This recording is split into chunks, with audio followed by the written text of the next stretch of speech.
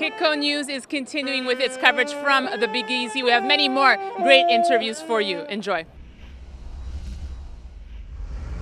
I'm with Malcolm Gissen of the Encompass Fund this morning here at the New Orleans Investment Conference. Malcolm, thank you so much for being with me. It's a pleasure to be with you, Danielle. So, Malcolm, you were on a fantastic panel this morning. Frank Holmes, Mark Faber, Dennis Gartman. Thank you for bringing some optimism to the table. Well, I think the others are very pessimistic. One of the panelists talked about committing suicide. He's so pessimistic. I think that we have a lot to be optimistic about in the United States, and someone needed to bring that out.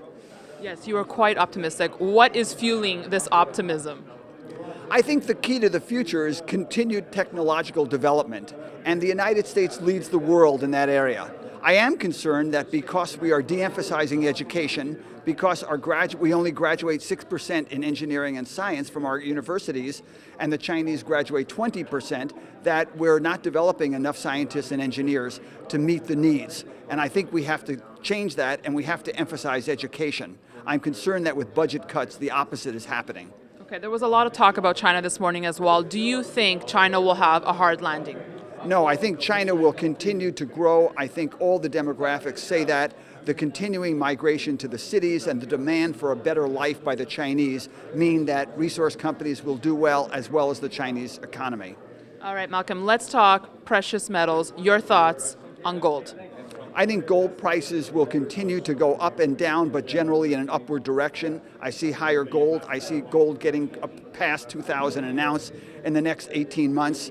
I think that the large gold companies are enjoying incredible earnings. A number of them are sitting on $1 to $5 billion in cash, and I think we're going to have a lot more merger and acquisition activity because of this cash trove that they have. That's interesting. Would you say the rest for the other metals, silver? How about the PGMs? As far as the silver goes, I think there's probably more upside in silver than gold right now, and so we do like silver. There are some very attractive silver companies. I can mention them if you want.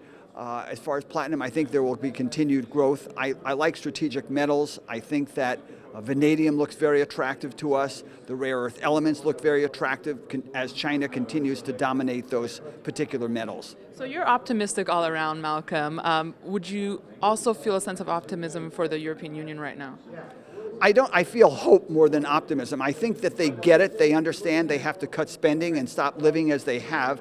I think the steps that have been taken this week are positive. I think there's going to be continued pain and we'll muddle through. In terms of my optimism, I'm not as optimistic about the United States politically.